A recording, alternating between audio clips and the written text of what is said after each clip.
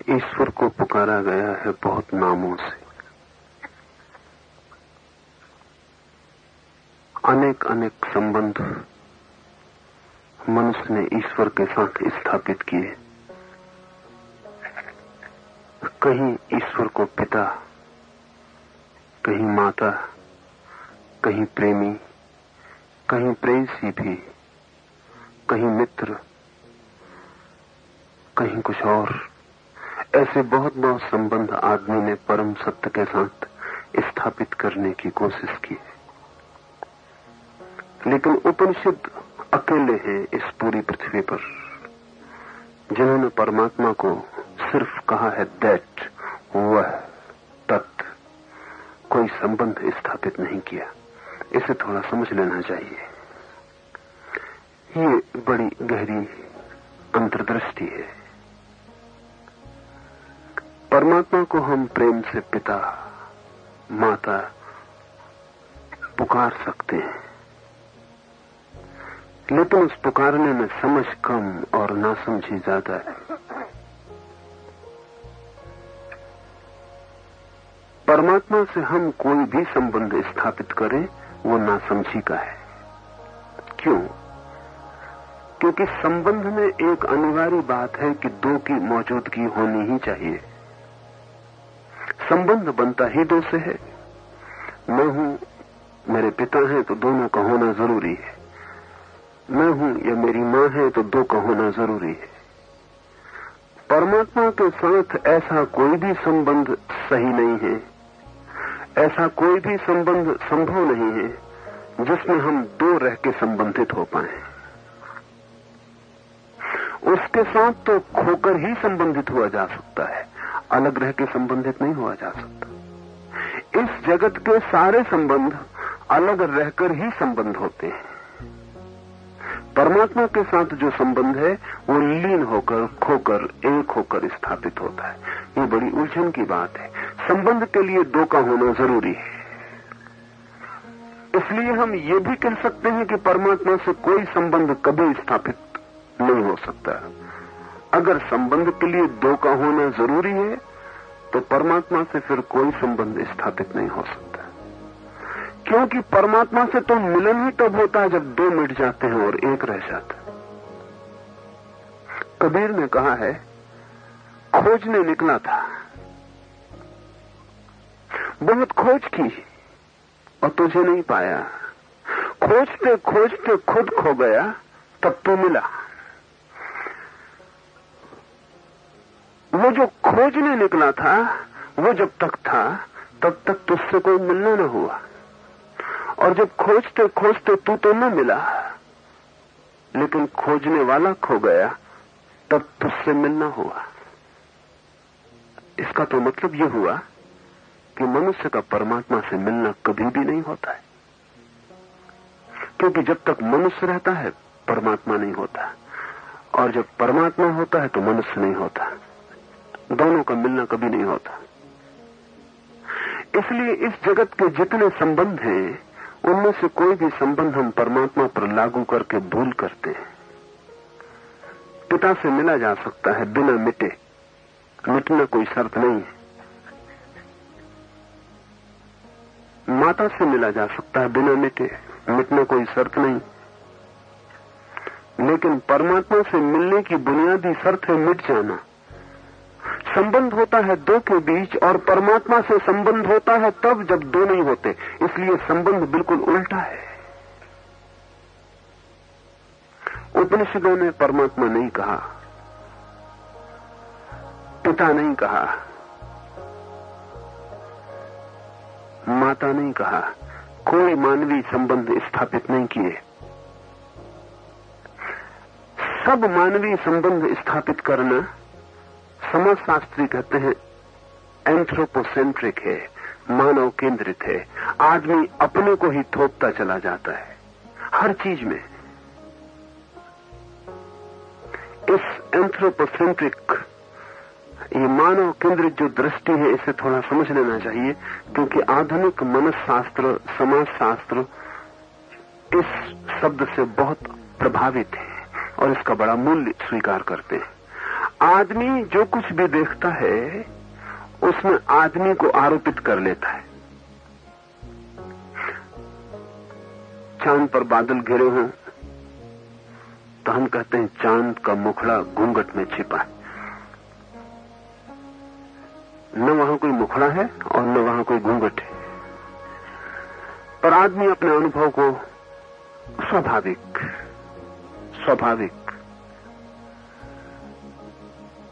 स्वभावता अपने अनुभव को आरोपित कर लेता है।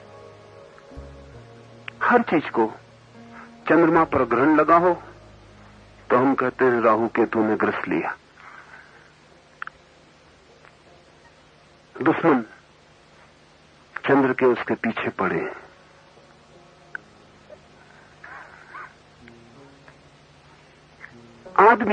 आदमी की ही भाषा में सोच सकता है, इसलिए हम अपने चारों तरफ जो भी देखते हैं उसमें हम अपने को आरोपित करते चले जाते हैं। पृथ्वी को हम माता कहते हैं, आरोपण है। आकाश को हम पिता कहते हैं, आरोपण है। और हम खोजने जाएंगे तो आदमी ने जो जो संबंध निर्धारित किए हैं अपने जगत से, उन सब में अपने ही संबंधों को स्थापित कर दिया है। फ्रायड कहता है कि ईश्वर की जो बात है वो असल में पिता का सब्स्टिट्यूट है, परिपूरक है। बच्चा पैदा होता है, असहाय होता है, कमजोर होता है, असुरक्षित होता है। पिता वरद हस्त बन जाता है, बचाता है, बड़ा करता है, उसकी छाया में बड़ा होता है। छोटा बच्चा अपने पिता को परम शक्ति मानता है, उससे बड़ा कोई दुनिया में नहीं। इसलिए छोटे बच्चे अक्सर विवाद करते रहते हैं कि किसका पिता बड़ा है। हर बच्चा दावा करता है मेरा पिता बड़ा है, और हर बच्चे को लगता है कि उसके पिता से बड़ा और क्या हो सकता है। आखिरी अल्टीमेट जो आखिरी बात हो सकती है शक्ति की, वो पिता के हाथ में है।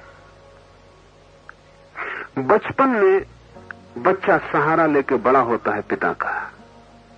भरोसा, आस्था, आदर सब उसका पिता के प्रति होता है। अगर पिता उसका हाथ पकड़ के आग में भी चला जाए तो वो मजे से हंसता हुआ चला जाएगा, क्योंकि जहां पिता जा रहा है वहां जाने में कोई अड़चन नहीं है। अभी न कोई संदेह जगा है, न अभी कोई अनास्था पैदा हुई है। अभी पिता परम श्रद्धा का पात्र है, लेकिन जैसे जैसे बच्चा बड़ा होगा ये श्रद्धा टूटने लगेगी, पिता की कमजोरियां दिखाई पड़नी शुरू हो जाएंगी। सबसे पहली कमजोरी ये दिखाई पड़ेगी कि जैसे बच्चा थोड़ा बड़ा होगा और समझेगा तो पाएगा कि 100 में 90 मौके पर माता ज्यादा ताकतवर है, पिता कमजोर है। 100 में 90, 99 मौके पर पाएगा कि पिता की सब अकड़ धक्कड़ शान शौकत वो सब बाहर बाहर है। घर के भीतर वो दब के आता है, डरा हुआ आता है। उसकी श्रद्धा में पहली अड़चन हो जाएगी।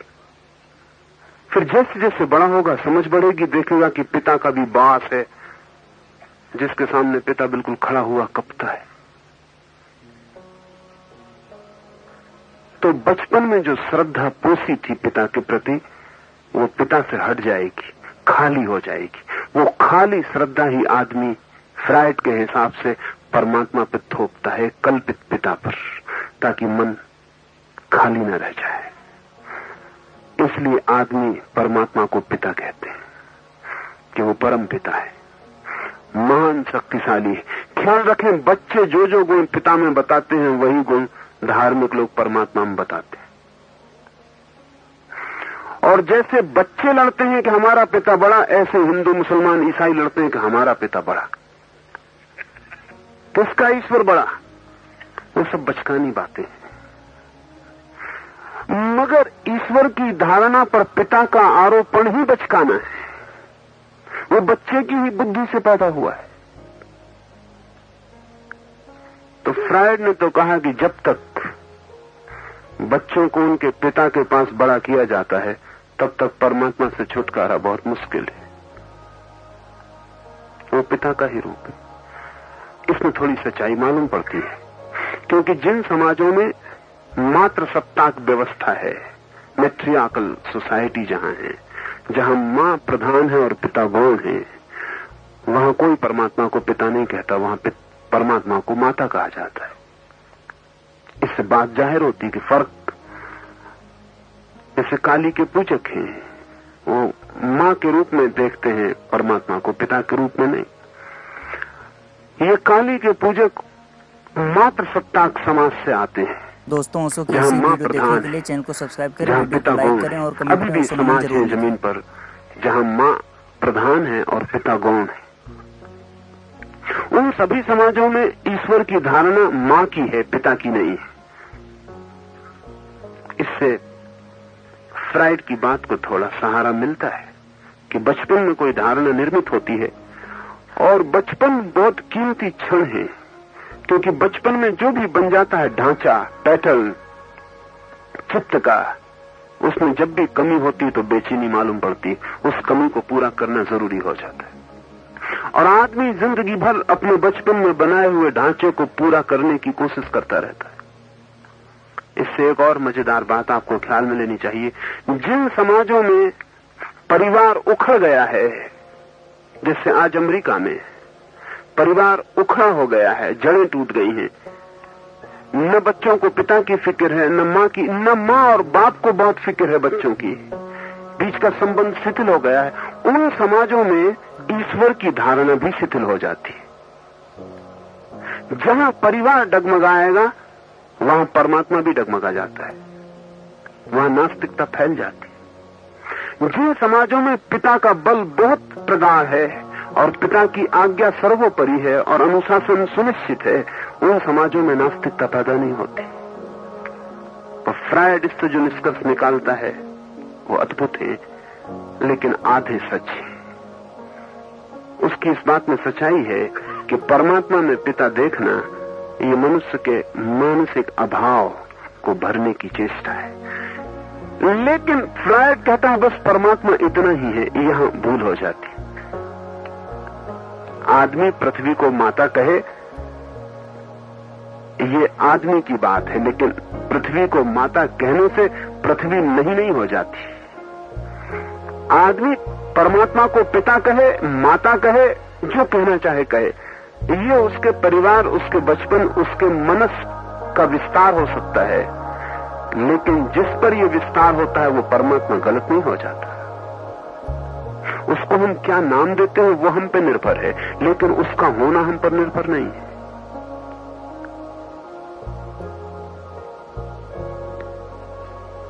उपनिषद को अगर फ्रायड जानता होता है तो बड़ी मुश्किल में पड़ता, क्योंकि उपनिषद कोई संबंध ही निर्मित नहीं करता। फ्रायड ने अगर उपनिषद पढ़े होते तो आधुनिक मनोविज्ञान की कथा दूसरी होती, क्योंकि फ्रायड ईमानदार आदमी था। और अगर उसे ये पता भी चल जाता कि कोई एक ऐसी परंपरा भी है विचार की, चिंतना की, अनुभव की, जो किसी तरह का संबंध ईश्वर से निर्धारित नहीं करती, बिल्कुल इम्पर्सनल शब्द का उपयोग करती तत्व, ईश्वर यानी वह, दैट, इससे ज्यादा इम्पर्सनल संबोधन, निर्वैयक्तिक संबोधन दूसरा नहीं हो सकता। तो फ्रायड को तब बड़ी मुश्किल होती कि ये कौन लोग हैं जिन्होंने वह कहा ईश्वर को। वह का मतलब कोई नाम नहीं दिया, सिर्फ इशारा किया। वह कोई नाम नहीं है, सिर्फ इशारा है, सिर्फ अंगुली निर्देश है। निश्चित ही बचपन के किसी अभाव से ये बात पैदा नहीं हो सकती। वह मां का ख्याल आ सकता है, पिता का ख्याल आ सकता है, लेकिन वह, इसका बचपन के मनोविज्ञान से कोई भी संबंध नहीं। सच तो यह है, इसका कोई भी संबंध मनुष्य से नहीं, इसका कोई भी संबंध मनोविज्ञान से नहीं। इसका संबंध तो मन के पार जो गए हैं उनके अनुभव से है। मनुष्य के पार जो गए हैं उनके अनुभव से। ये मनुष्य और मन शब्द को भी समझ लेना चाहिए। हमने इस मुल्क में मनुष्य कहा है आदमी को, सिर्फ इसीलिए कहा है कि जो मन से घिरा है, जो मन में ही जी रहा है, मन ही जिसका ओरिएंटेशन है, मन से ही जो रस पाता है, इसलिए हमने उसे मनुष्य कहा है। अंग्रेजी का मैन भी मन का ही रूपांतरण है और संस्कृत के ही शब्द की यात्रा है।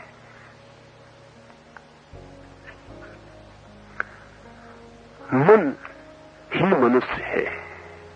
जहां मन का अतिक्रमण होता है वहां मनुष्यता का भी अतिक्रमण हो जाता है। दोस्तों के साथ शेयर करना। ये उन लोगों का वक्तव्य है जो मनुष्य के पार गए, मन के पार गए और उन्होंने इशारा किया हुआ। पर इसमें कई बातें सोच लेने जैसी हैं। पिता की पूजा हो सकती है, वही की पूजा कैसे करिएगा? पिता का मंदिर बन सकता है, मां का मंदिर हो सकता है, वह का मंदिर कैसे बनाइएगा? या बना सकते, वह इसका कैसे मंदिर बने? पुरुष, स्त्री, माता, पिता, इनकी मूर्तियां बन सकती हैं, वह की क्या मूर्ति बनाइएगा? उपनिषद से बड़े मूर्ति भंजक शास्त्र दूसरे नहीं। हालांकि एक शब्द नहीं कहा है उन्होंने कि मूर्ति की पूजा मत करना। ये भी थोड़ा समझ लेने जैसा है। मुसलमान मूर्ति को तोड़ने में लगे रहे हैं सिर्फ इसीलिए कि मोहम्मद ने कहा उसकी कोई मूर्ति नहीं हो सकती। मोहम्मद की वाणी ठीक उपनिषद की बात है, उसकी कोई मूर्ति नहीं हो सकती। लेकिन जिसकी मूर्ति बन नहीं सकती उसकी मूर्ति तोड़ी जा सकती है, ये मुसलमान मानते हैं। जिसकी बनी नहीं सकती उसकी तोड़ी क्या खाक जा सकती? तो एक तरह के पागल बनाने में लगे हैं, दूसरे तरह के पागल मिटाने में लगे हैं। ये बड़े मजे की बात है कि मूर्ति भंजक भी मूर्ति पूजक ही होता है। वो जो मूर्ति को तोड़ने जाता है वो भी मूर्ति को मानता तो है ही, कम से कम तोड़ने योग्य मेहनत तो उठाते ही है। इतना तो भरोसा उसका भी है। फर्क क्या है? एक पूजा के फूल रखने जाता है, एक जाके हथौड़े से सिर तोड़ाता है। छेनियों और हथौड़ों से ही मूर्तियां बनती हैं और छेनी हथौड़ों से ही तोड़ी जाती हैं। दोनों की आस्था में बहुत फर्क नहीं है। दोनों मानते हैं कि मूर्ति में कोई महत्व है। पूजा करने वाला मानता है कि महत्व है, तोड़ने वाला भी मानता है कि महत्व है। कभी कभी तो तोड़ने वाला ज्यादा महत्व मानता है, क्योंकि पूजा करने वाला जीवन को संकट में नहीं डालता मूर्ति के लिए, तोड़ने वाला जीवन को संकट में डालता है, जान लगा देता है अपनी। उसको तोड़ने में कुरान कहती है कि जिसकी कोई मूर्ति ही नहीं हो सकती, तो किसकी मूर्ति तोड़ते हो?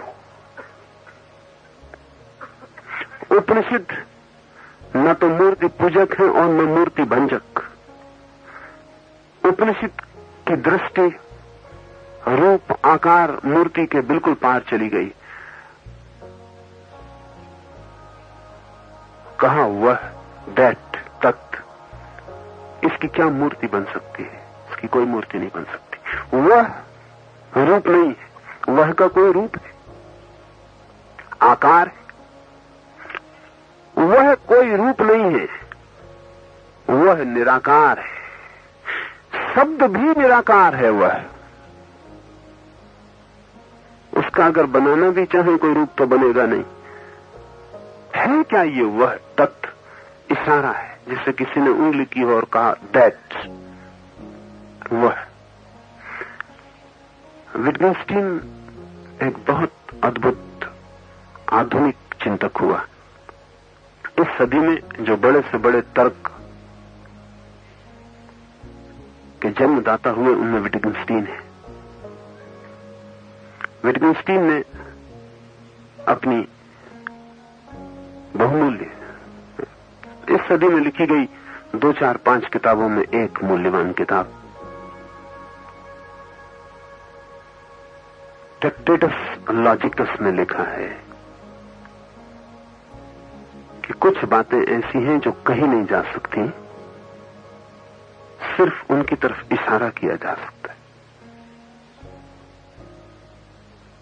There are things which cannot be said, but still they can be sought. कहा तो नहीं जा सकता उनके बाबत कुछ, लेकिन इशारा किया जा सकता है।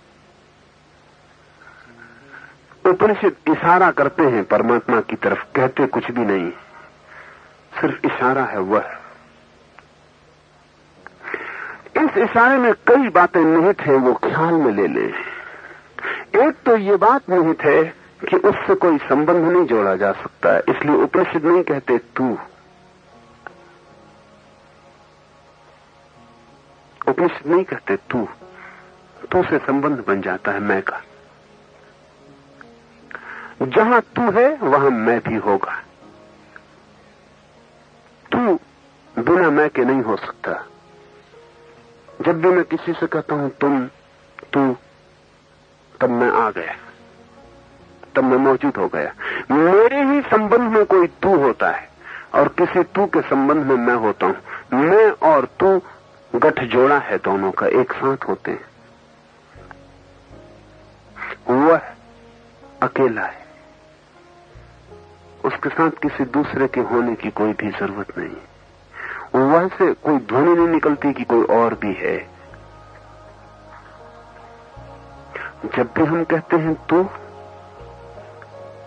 तो जिससे भी हम कहते हैं वह हमारे ही तल पर आ जाता है। हम और वो साथ साथ खड़े हो जाते हैं। जब हम कहते हैं वह, तो हमारे तल से उसका कोई भी संबंध नहीं जुड़ता। वो कहां है, नीचे है, ऊपर है, साथ है, कुछ पता नहीं चलता। उपनिषदों ने बहुत सोचकर तत्व कहा है ब्रह्म को। इस सूत्र को हम समझें। माया रूप उपाधि वाला, जगत का उत्पत्ति स्थान, सर्वज्ञता आदि लक्षणों से युक्त, परोक्षपन से मिश्र, सत्य आदि स्वरूप वाला जो परमात्मा है, वही तत् शब्द से प्रसिद्ध है। और जो मैं ऐसे अनुभव तथा शब्द का आश्रय जान पड़ता है, जिसका ज्ञान अंतःकरण से मिथ्या है, वह जीव त्वयं शब्द से पुकारा जाता है। त्वम, दाव, तू। जब भी हम किसी को कहते हैं तू, त्वम, दाव, वैसे ही हमने स्वीकार कर लिया सीमा को। दूसरा हमें पूरा पूरा दिखाई पड़ रहा है, उसका आकार है, शरीर है। आप किसी अशरीरी अस्तित्व को तू नहीं कह सकते। आकाश की तरफ आंख उठा के तू कहिए तो पता चलेगा, कोई अर्थ नहीं होता। आकाश से कैसे तू कहिएगा, कोई संबंध नहीं जुड़ता। इतना विस्तार है, कोई सीमा नहीं दिखाई पड़ती। तू का संबंध नहीं जुड़ता। तू का संबंध वहीं जुड़ता है जहां आकार हो। परमात्मा तो आकाश से भी विस्तीर्ण है, आकाश भी जहां एक घटना है। इस परमात्मा के साथ त्वम का कोई संबंध नहीं जुड़ता है, तू का कोई संबंध नहीं जुड़ता है। इसलिए भी नहीं जुड़ता है कि परमात्मा के सामने खड़े होकर मैं की कोई याद नहीं बच सकती है कि मैं हूं। जिसे अभी भी ख्याल है कि मैं हूं, वो परमात्मा को देख ही नहीं पाएगा। मैं ही तो पर्दा है, मैं ही तो बाधा है। जब तक मैं है तब तक मैं तू को ही देखूंगा सब जगह। तब तक निराकार से मेरा संबंध नहीं होगा, आकार से ही मेरा संबंध होगा। ध्यान रहे, इसे एक सूत्र, गहरा सूत्र समझ लें कि जो मैं हूं, जैसा मैं हूं, जहां मैं हूं, उसी तरह के संबंध मेरे निर्मित हो सकते हैं। अगर मैं मानता हूं मैं शरीर हूं, तो मेरे संबंध केवल उनसे ही हो सकते हैं जो शरीर है। अगर मैं मानता हूं कि मैं मन हूं, तो मेरे संबंध उनसे होंगे जो मानते हैं कि मन है। अगर मैं मानता हूं कि मैं चेतना हूं, तो मेरे संबंध उनसे हो सकेंगे जो मानते हैं कि वे चैतन्य है। अगर मैं परमात्मा से संबंध जोड़ना चाहता हूं, तो मुझे परमात्मा की तरह ही शून्य और निराकार हो जाना पड़ेगा, जहां मैं की कोई ध्वनि भी न उठती हो, क्योंकि मैं आकार देता है। वहां सब शून्य होगा, तो ही मैं शून्य से जुड़ पाऊंगा। निराकार भीतर में हो जाऊं तो ही बाहर के निराकार से जुड़ पाऊंगा। जिससे जुड़ना हो वैसे ही हो जाने के सिवाय और कोई उपाय नहीं है। जिसको खोजना हो वैसे ही बन जाने के सिवाय और कोई उपाय नहीं है। दो शब्द, तत् और त्वम। जीव को हम कहते हैं त्वम, उस चेतना को जो शरीर में गिरी है, सीमित है, और उस चेतना को हम कहते हैं तत्, जो सब सीमाओं के पार विस्तीर्ण है, असीम। बूंद को हम कहते हैं त्वम और सागर को हम कहते हैं तत्। अणु को हम कहते हैं त्वम और विराट को हम कहते हैं तत्। जो क्षुद्र है उसे हम कहते हैं त्वम और जो विराट है उसे हम कहते हैं तत्। ये तत् पर, वह पर, दैट पर क्यों इतना आग्रह उपनिषदों का है?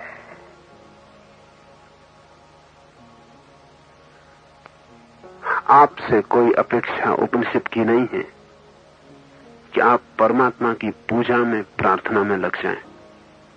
नहीं, उपनिषद की अपेक्षा आपसे कोई परमात्मा की भक्ति करने के लिए नहीं है। उपनिषद की अपेक्षा तो आपसे है कि आप परमात्मा हो जाएं। इस फर्क को थोड़ा ठीक समझ लें। उपनिषद की महत्वाकांक्षा अंतिम है, चरम है। इससे बड़ी कोई महत्वाकांक्षा जगत में कभी पैदा नहीं हुई। आप परमात्मा की पूजा करें, प्रार्थना करें, भक्ति करें, उपनिषद इससे राजी नहीं है। उपनिषद कहता है जब तक परमात्मा ही ना हो जाए तब तक परम सत्य हाथ नहीं लगता है। उपनिषद मानता है कि परमात्मा हुए बिना नियति पूरी नहीं होती है। वह का मतलब है कि हम कोई पूजा का, कोई भक्ति का संबंध परमात्मा से जोड़ने नहीं जा रहे हैं। वह से संबंध जोड़ा भी नहीं जा सकता। हम सब संबंध छोड़ने जा रहे हैं। हम अंत में अपने को भी छोड़ देंगे ताकि संबंध होने वाला ही ना रहे और संबंध भी ना हो सके, और अंततः हम वही हो जाएंगे जिसको हमने वह कहकर पुकारा है। इसलिए बात कठिन भी हो जाती है, क्योंकि धर्म से हमारी धारणा आमतौर से होती है भक्ति की, धारणा आमतौर से होती है पूजा प्रार्थना की, स्तुति की। उपनिषद की धर्म से धारणा पूजा स्तुति प्रार्थना की बिल्कुल नहीं है। उपनिषद की धारणा है प्रत्येक व्यक्ति में छिपा हुआ वह तत्व, उसको उघाड़ने, उद्घाटित करने की। उपनिषद धर्म का विज्ञान है। जैसे विज्ञान पदार्थ के भीतर छिपे हुए सत्य को खोजता है, जैसे विज्ञान पदार्थ को तोड़ता है, अणु अणु को तोड़ता है और उसके भीतर छिपी हुई ऊर्जा का पता लगाता है, नियम की खोज करता है, किस नियम के आधार पर पदार्थ चल रहा है इसका अन्वेषण करता है, वैसे ही उपनिषद चेतना के अणु अणु में प्रवेश करते हैं और चैतन्य का क्या नियम है और चैतन्य कैसे जगत में गतिमान है, कैसे स्थिर है, कैसे छिपा, कैसे प्रकट है, इसकी खोज करते हैं। विज्ञान की भाषा है उपनिषद की भाषा। अगर एक वैज्ञानिक हाइड्रोजन खोज लेता है या एक वैज्ञानिक एटॉमिक एनर्जी खोज लेता है तो ऐसा नहीं कहता कि एटॉमिक एनर्जी मेरी मां है कि मेरी पिता है, कोई संबंध नहीं जोड़ता। वह एक नियम है जो उसने खोज लिया, उससे कोई संबंध बनाने की बात नहीं, उससे कोई राग की भाषा नहीं निर्मित करता। और विज्ञान राग की भाषा निर्मित करे तो विज्ञान ना रह जाए। राग संबंध अवैज्ञानिक है, विकृत करेगा सत्य को। इसलिए दूर तटस्थ खड़े रहकर संबंध विज्ञान के सत्य को देखना होगा वैज्ञानिक को। कोई निकट जाके अपना आत्मीय संबंध निर्मित नहीं करना है। उपनिषद भी विज्ञान की भाषा बोलते हैं, कहते हैं वह, कोई संबंध नहीं जोड़ते, अपने को अलग रख लेते हैं, दूर हटा लेते हैं। जब उपनिषद कहता है वह, तो हमें पता भी नहीं चलता कौन कह रहा है। जब कोई कहता है पिता, परम पिता है परमात्मा, तो हमें पता चलता है कौन कह रहा है। कोई जिसकी पिता की वासना पूरी नहीं हुई, कोई जिसका पुत्रपन अधूरा रह गया, कोई जिसे माँ बाप का प्यार न मिला हो, कोई जिसे ज्यादा प्यार मिल गया हो और अपच हो गया हो, लेकिन कोई जिसके संबंध में पिता और जिसके संबंध में कहीं न कहीं कोई अड़चन हो गई है।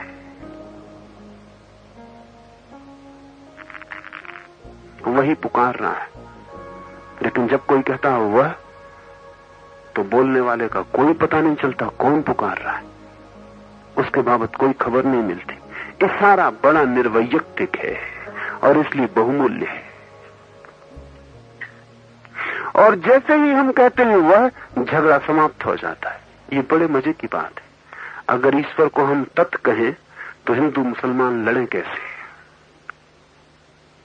ईसाई के तत्व में और हिंदू के तत्व में क्या फर्क होगा? ईसाई कहे परमात्मा को वह, हिंदू कहे परमात्मा को वह, मुसलमान कहे परमात्मा को वह, तो तीनों में कोई भी झगड़ा नहीं हो सकता। चाहे वह के लिए कोई भी शब्द उपयोग किया जाए, तो हम तत् कहे कोई, दैट कहे तो भी कोई फर्क नहीं पड़ता, झगड़ा नहीं हो सकता। लेकिन जब मुसलमान कहता है उसे कुछ, हिंदू कहता है कुछ, ईसाई कहता है कुछ, जब पिता कहते हैं वो, तो पिता के साथ ही उन सब की धारणाएं बदल जाती। ये बहुत सोचने जैसी बात है। फ्रायड ने कहा है कि जब भी कोई परमात्मा को पिता कहता है तो थोड़ा विचार करे भीतर, वो अपने परमात्मा की धारणा में अपने पिता की तस्वीर को पाएगा ही। जब आप कहेंगे मां, तो आपकी मां उपस्थित हो जाएगी। आपकी मां की धारणा क्या है? तो थोड़ा बहुत परिष्कार करके, शुद्ध करके, साफ सुथरा करके, रंग रोगन करके अपनी ही मां की धारणा को आप परमात्मा बना लेंगे। दिदरो ने, एक फ्रेंच विचारक ने, बहुत गहरी मजाक की है। उसने कहा है कि अगर घोड़े अपने परमात्मा बनाए तो उनकी शक्ल घोड़ों की ही होगी, परमात्मा की शक्ल। कोई घोड़ा आदमी की शक्ल का परमात्मा नहीं बना सकता, ये पक्का है। ये हम जानते हैं। नीग्रो परमात्मा को बनाता है तो उसके बाल घुंघराले होने वाले, उसके ओंठ नीग्रो के ओंठ होंगे, उसकी शक्ल काली शक्ल होगी, नीग्रो की शक्ल होगी। चीनी परमात्मा की शक्ल बनाते हैं तो गाल की हड्डियां निकली हुई होंगी ही, क्योंकि परमात्मा और चीनी ना हो, ये भी हो सकता। हमारी ही धारणा तो हम आरोपित करेंगे। अंग्रेज कभी कल्पना कर सकते हैं काले परमात्मा की? कोई उपाय नहीं है। हिंदुओं ने परमात्मा की जो कल्पना की वो आप देखते हैं। कृष्ण है, राम है, सब श्याम वर्ण है।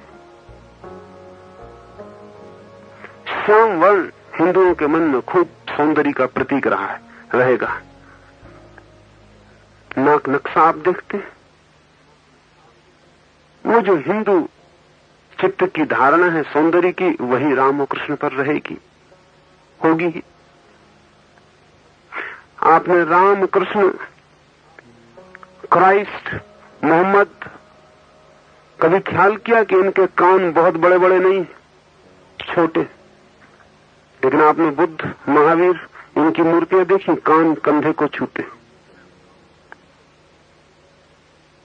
क्योंकि जैनों और बौद्धों की धारणा है कि जो तीर्थंकर होता है उसका कान कंधे को छूता है। इसका कुल कारण इतना ही मालूम होता है कि उनका जो पहला तीर्थंकर है जैनों का, उसके कान लंबे रहे होंगे, कंधे को छुए होंगे। फिर वो धारणा बन गई। और ये मानने का कोई कारण नहीं है कि 24 ही 3 थकनों के कानून ने कंधे को छुआ होगा, लेकिन एक दफा धारणा बन जाए तो फिर मूर्तियां धारणा के अनुसार बनती हैं, व्यक्तियों के अनुसार नहीं बनती।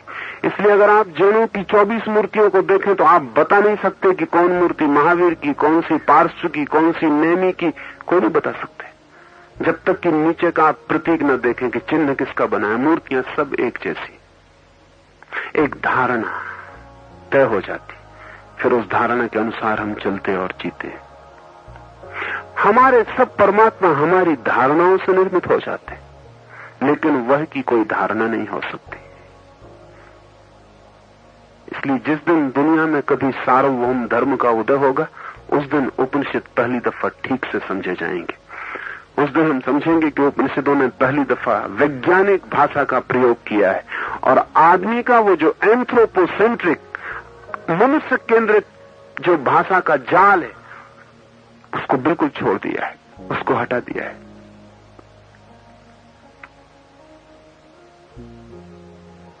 इस परमात्मा को माया और जीव को अविद्या, ऐसी दो उपाधि हैं। इनको त्याग करने से अखंड सच्चिदानंद परम ब्रह्म का अनुभव होता है। ये थोड़ा कठिन सूत्र है। परमात्मा को माया की उपाधि है और जीव को अविद्या की उपाधि कहें, बीमारी कहें। परमात्मा को माया की उपाधि है। ये इस प्रत्यय में प्रवेश करना पड़ेगा, थोड़ा जटिल है और सूक्ष्म है, और मनुष्य के मन में अनेक अनेक ऊहापोह हुए। थोड़ा ऊहापोह समझ लें, फिर इसमें उतर जाएं। एक कठिनाई सदा से रही है चिंतनशील आदमी के सामने कि अगर हम परमात्मा को माने तो जगत को मानना बहुत मुश्किल हो जाता है, और अगर हम परमात्मा को माने तो जगत की व्याख्या कठिन हो जाती है।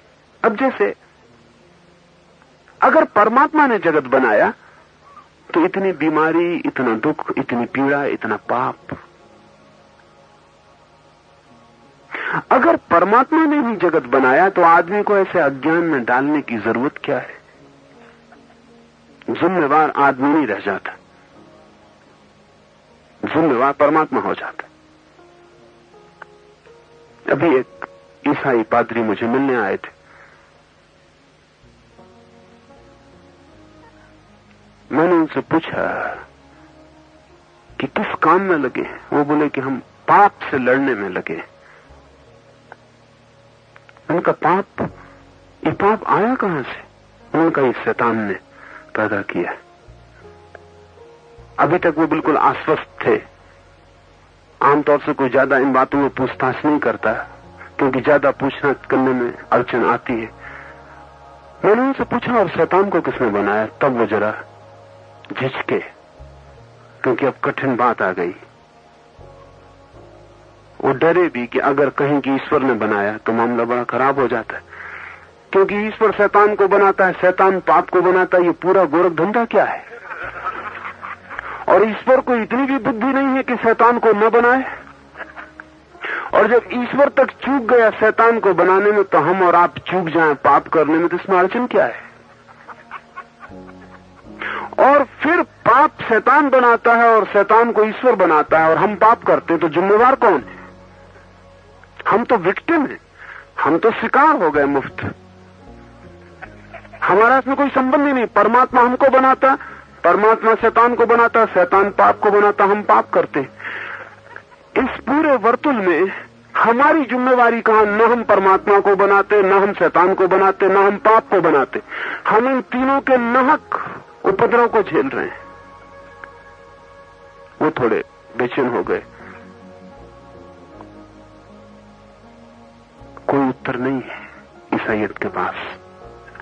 किसी के पास उत्तर खोजना मुश्किल है, क्योंकि ये बड़ी अड़चन की बात है। या कुछ लोगों ने, जैसे कि पारसी मानते हैं, जरथुस्त्र की मान्यता है कि दो तत्व हैं, परमात्मा और शैतान ये दो तत्व हैं, किसी ने किसी को बनाया नहीं, दोनों शाश्वत हैं। तब और खतरा खड़ा हो जाता है, क्योंकि अगर दोनों शाश्वत हैं तो कोई भी कभी जीत नहीं सकता और कोई कभी हार नहीं सकता। शैतान और परमात्मा लड़ते रहेंगे। आप कौन है? आप क्षेत्र हैं जहां वो लड़ रहे हैं, कुरुक्षेत्र। और कोई जीत नहीं सकता, कोई हार नहीं सकता, क्योंकि दोनों शाश्वत है। उनकी भी कठिनाई है कि अगर शाश्वत न माने और ये कहें कि शैतान हार सकता है, तो सवाल उठता है कि अभी तक हारा क्यों नहीं? इतना जमाना हो गया, अभी तक हारा नहीं, आगे क्या पक्का भरोसा है? हालत तो उल्टी दिखती है कि शैतान रोज जीत रहा है। हारना तो बहुत दूर है, हालत ये दिखती है कि शैतान रोज जीत रहा है। आप जान के हैरान होंगे कि अमेरिका में अभी 1970 में एक चर्च रजिस्टर करवाया गया।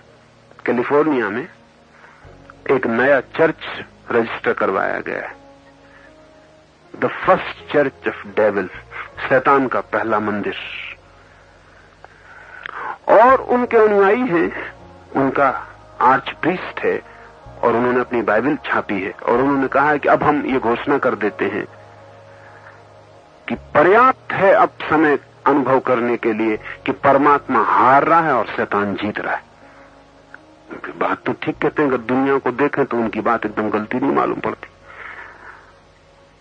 दुनिया को अगर देखें तो शैतान का अनुयायी जीत जाता है, ईश्वर का अनुयायी मात खा जाता है। शैतान के अनुयायी पदों पर प्रतिष्ठित हो जाते हैं, ईश्वर का अनुयायी इधर उधर भटकता रहता है। कोशिश करके देखें, इसलिए ईश्वर के अनुयायी भी ट्रिक समझ गए हैं। नाम ईश्वर का लेते हैं, काम शैतान से करवाते हैं।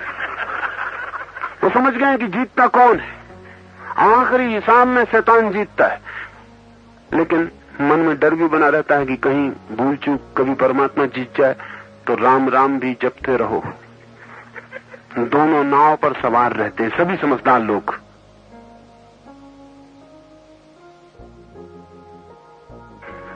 जब जरूरत होती है शैतान से काम लेते हैं, और जब कोई जरूरत नहीं होती, फुर्सत का समय होता है तो माला फेर लेते हैं। इससे एक समझौता बना रहता है और एक बैलेंस। और फिर आखिर में क्या पता कौन जीतेगा। जगत अगर कोई खबर देता है तो शैतान के जीतने की देता है, परमात्मा की जीत तो कहीं दिखाई नहीं पड़ती। शुभ बढ़ता हुआ मालूम नहीं पड़ता, अशुभ कमता हुआ मालूम नहीं पड़ता, प्रकाश बढ़ता हुआ मालूम नहीं पड़ता, अंधकार कम होता हुआ मालूम नहीं पड़ता।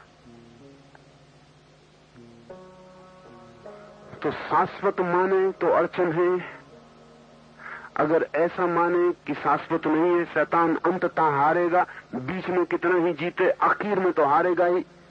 लेकिन इसका भरोसा क्या है, इसकी गारंटी क्या है? और जो बीच में जीतता है वो आखिर में क्यों हारेगा? जो सदा जीतता है वो आखिर में अचानक हार जाएगा? इसमें कोई तुक और संगति नहीं मालूम पड़ती। ये प्रश्न सारी मनुष्य जाति के साथ है। अलग अलग धर्मों ने अलग अलग उपाय किए हैं इस द्वंद्व को सुलझाने के, लेकिन कोई सुलझाव होता नहीं। इस सब में उपनिषद की धारणा कम से कम गलत मालूम पड़ती है, कम से कम गलत,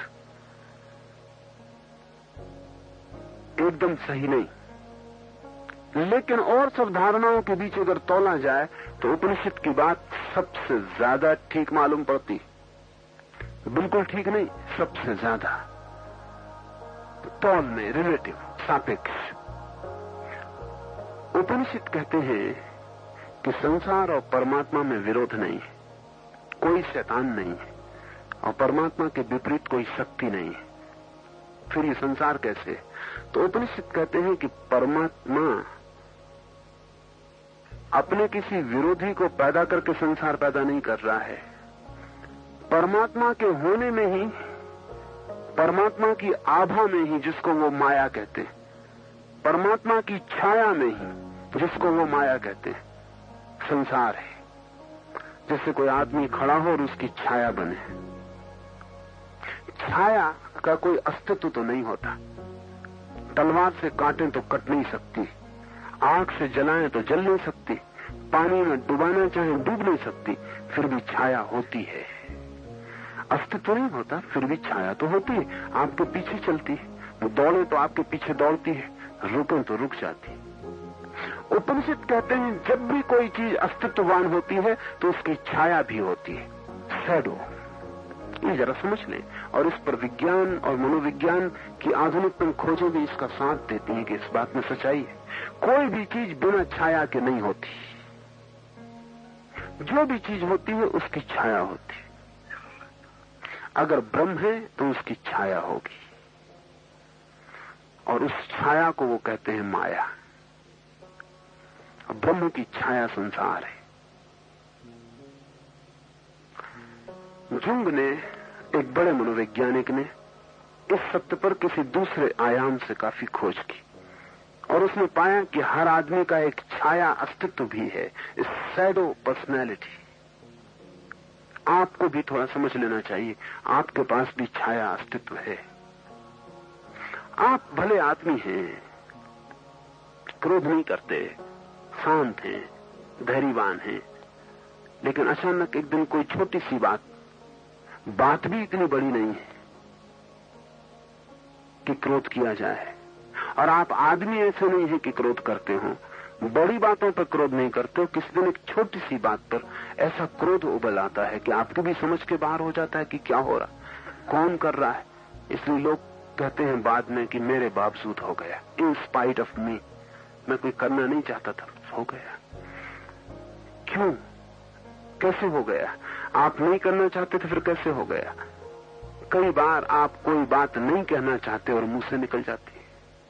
आप कहने नहीं चाहते थे और मुंह से निकल गई। आप पीछे पछताते हैं कि मैंने सोचे नहीं था कि कहूंगा, तय कर लिया था कि नहीं कहने का है, फिर निकल गई। जुंग कहता है कि आपका एक छाया व्यक्तित्व है, जिसमें जो जो आप इंकार कर देते हैं अपने भीतर, वो इकट्ठा होता जाता। कभी कभी मौका पाके, कोई कमजोर क्षण पाके, कोई संधि पाके, छाया व्यक्तित्व अपने को प्रकट कर देता है। इस छाया व्यक्तित्व के कारण एक बड़ी बीमारी तक मनोविज्ञान में अध्ययन की जाती है। बड़ी बीमारी सारी दुनिया में फैली हुई है, उसे स्प्लिट पर्सनैलिटी।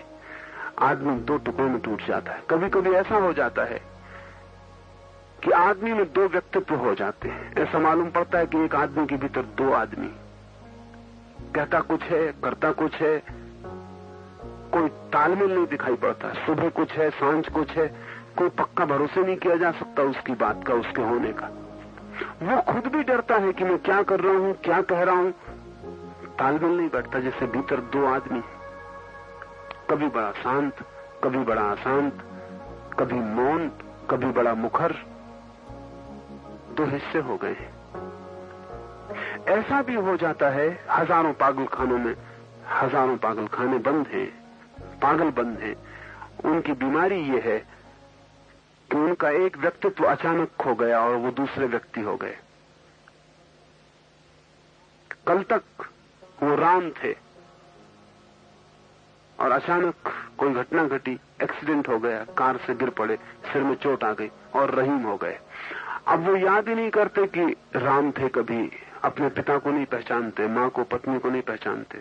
अब वो अपने को रहीम बताते हैं और वो सारा हिसाब ही दूसरा बताते हैं कि उनका कोई संबंधी इस घर से नहीं, पहचान भी नहीं। क्या हो गया? इस एक्सीडेंट में उनका जो प्रमुख व्यक्तित्व था वो आघात खा गया और उनका जो छाया व्यक्तित्व था वो सक्रिय हो गया। इसलिए वो दूसरा नाम और सब उन्होंने बदल लिया। इस छाया व्यक्तित्व को ठीक भी किया जाता है इलाज से, शौक से। कभी कभी वो ठीक हो जाता तो वो फिर राम हो गए, फिर वो दूसरे आदमी हो गए। उनका सब व्यवहार बदल जाता है। हर आदमी के भीतर छिपा हुआ ये छाया व्यक्तित्व है। इसको अगर उपनिषद की भाषा में कहें तो उपनिषद कहते हैं व्यक्ति के साथ बंधी है अविद्या, वो उसका छाया व्यक्तित्व है, और ब्रह्म के साथ बंधी है माया, वो उसका छाया व्यक्तित्व है। ब्रह्म के विपरीत नहीं है ये माया, उसकी छाया ही है, उसके होने का अनिवार्य अंग है। ये संसार ब्रह्म का शत्रु नहीं है, ब्रह्म के होने का छाया अंग है। इसे हम विज्ञान की भाषा से समझे तो शायद आसान हो जाए, वैसे बात आसान नहीं है। अभी 1960 में एक आदमी को नोबेल प्राइज मिली। ये नोबेल प्राइज सबसे अनूठी है। इस आदमी को नोबेल प्राइज मिली है एंटी मैटर की खोज पर। ये शब्द बड़ा अजीब है, एंटी मैटर। इस आदमी की खोज यह है कि पदार्थ भी है जगत में और पदार्थ के विपरीत भी एक अपदार्थ है, एंटी मैटर है। और हर चीज के विपरीत चीजें हैं। कोई चीज इस जगत में बिना विपरीत के नहीं होती। जैसे प्रकाश है तो अंधेरा है, जीवन है तो मृत्यु है, गर्मी है तो सर्दी है, स्त्री है तो पुरुष है। सारा जगत दोहरी व्यवस्था से जीता है। क्या आप सोचते हैं ऐसा कोई जगत जिसमें पुरुष ना हो, स्त्रियां ही स्त्रियां हो? असंभव। क्या आप सोचते हैं ऐसा कोई जगत कि पुरुष ही पुरुष हो, स्त्रियां न हो? असंभव। तालमेल इतना गहरा है कि जब बच्चे पैदा होते हैं तो लड़के 115 पैदा होते हैं और लड़कियां 100 पैदा होती हैं। लेकिन 15 साल की उम्र तक 15 लड़के समाप्त हो जाते हैं। 100 और 100 का अनुपात बराबर हो जाता है। बायोलॉजिस्ट कहते हैं क्योंकि लड़के लड़कियों से कमजोर हैं इसलिए प्रकृति को ज्यादा पैदा करना पड़ते, ताकि 15 उम्र पाते पाते शादी की तो समाप्त हो जाएंगे। ये जान के आप हैरान होंगे कि बायोलॉजी के हिसाब से स्त्री ताकतवर है, पुरुष कमजोर है। पुरुष की जो ताकत है वो मस्कुलर है, बड़ा पत्थर उठा सकते हैं लेकिन बड़ा दुख नहीं झेल सकते।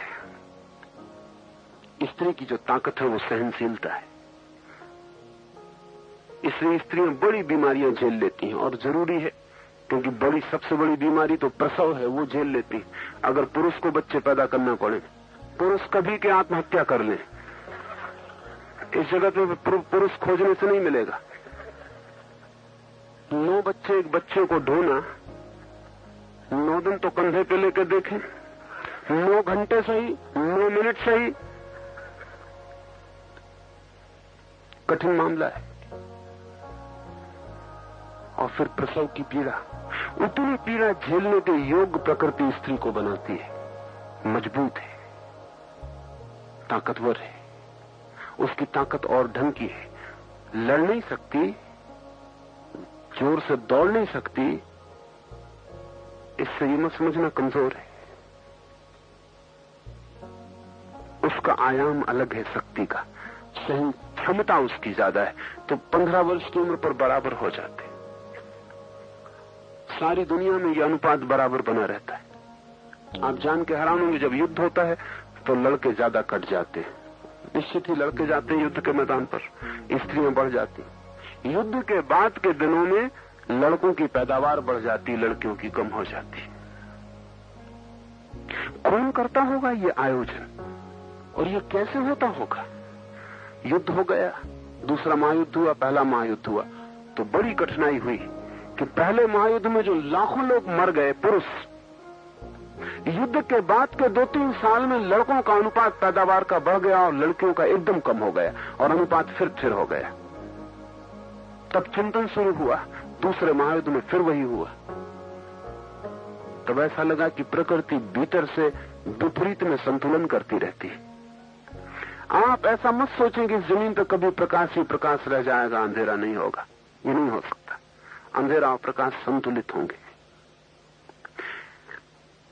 ये एंटी मैटर की खोज इसी आधार पर है कि जगत विरोध का संतुलन है। तो पदार्थ है, तो पदार्थ के विपरीत क्या है वो दिखाई नहीं पड़ता हमें।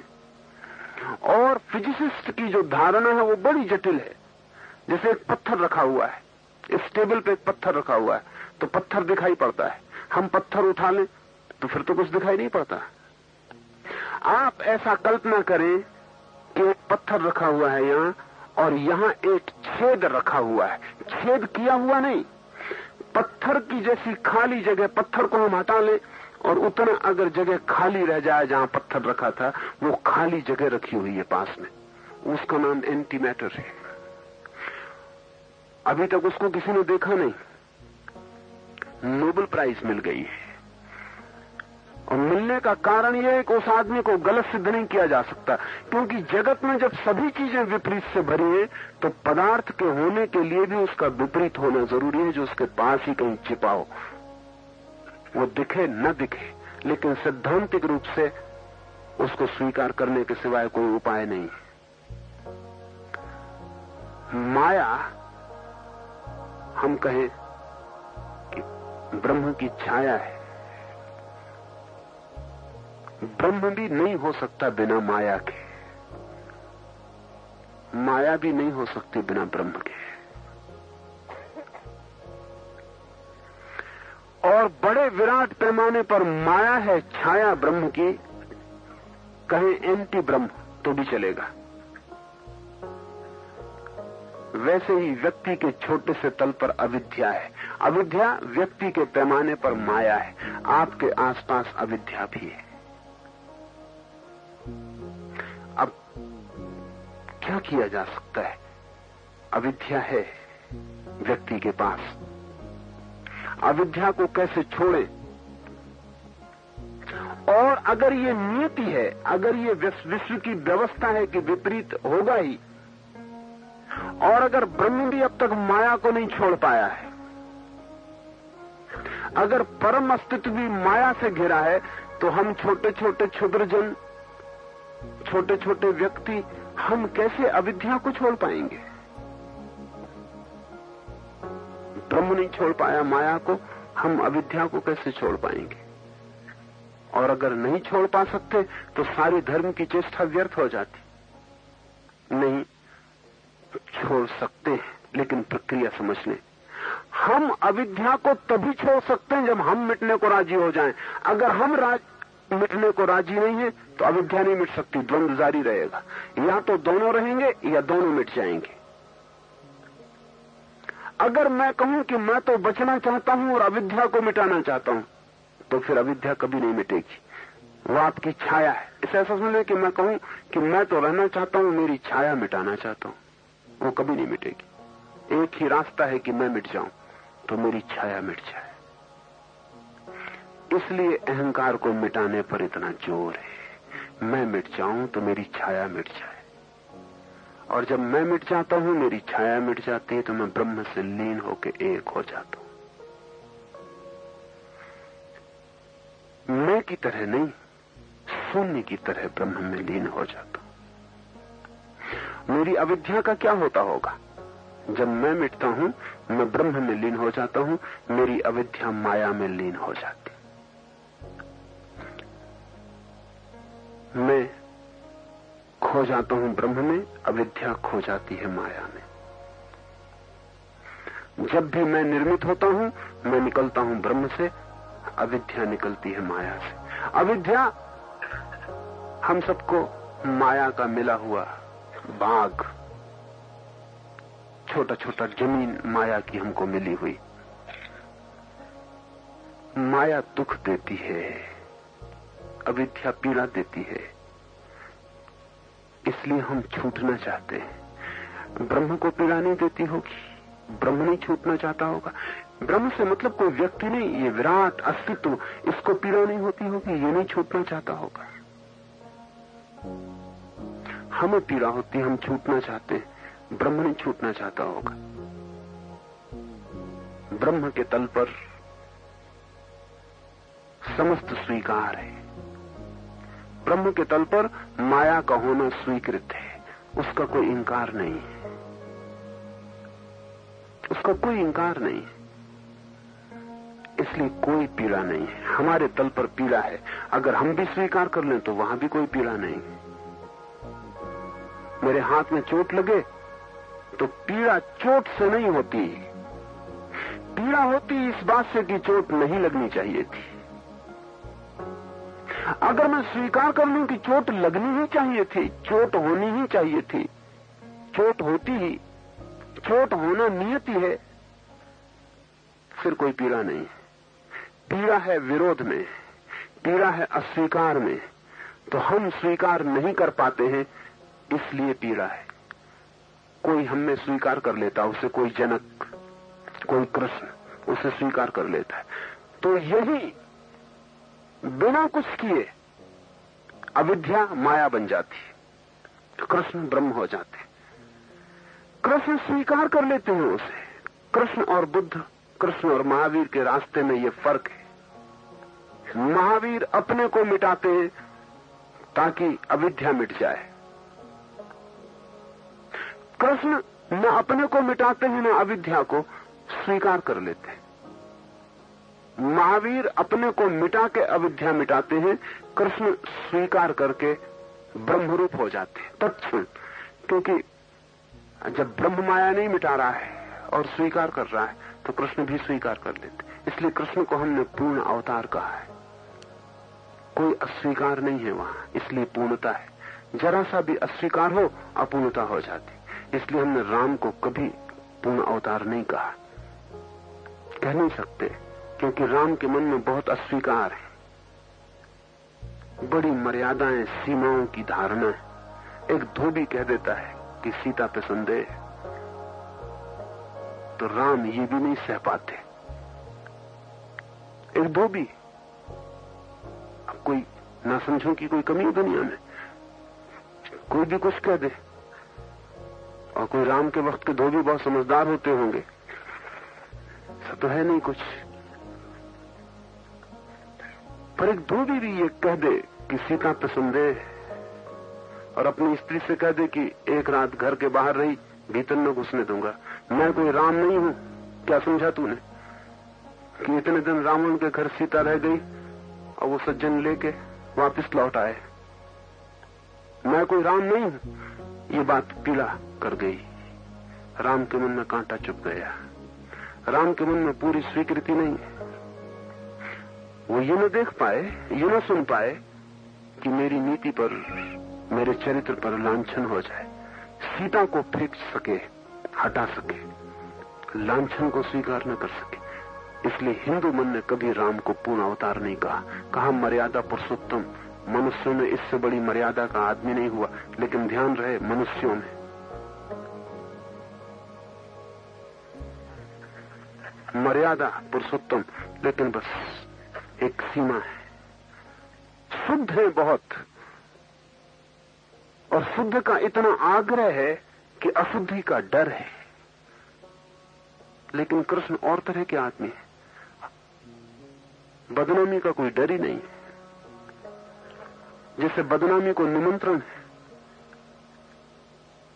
जैसे कितने बदनाम हो सके इसकी पूरी चेष्टा है। क्या मामला होगा? कोई अस्वीकृति नहीं है, जो भी है ठीक है। इसलिए गजब की घटना घटी कृष्ण के जीवन में। ठीक वैसी घटना घटी जैसा ब्रह्म और माया की विराट में घट रही है। एक छोटी भूमि पर जैसे विराट छोटा होकर उतर आया और आसपास माया की छोटी घटना घटी। पूरी स्वीकृति है। जहां अविद्या स्वीकृत है वहां नष्ट करने की कोई जरूरत नहीं है। जहां स्वीकृत नहीं है वहां अविद्या नष्ट करनी पड़ेगी, लेकिन नष्ट करने का एक ही उपाय है, खुद को नष्ट करना, तो ही नष्ट हो पाएगी। इसलिए महावीर और बुद्ध का रास्ता कठिन है, काटने वाला है, अहंकार को तोड़ने वाला है, मिटाने वाला है।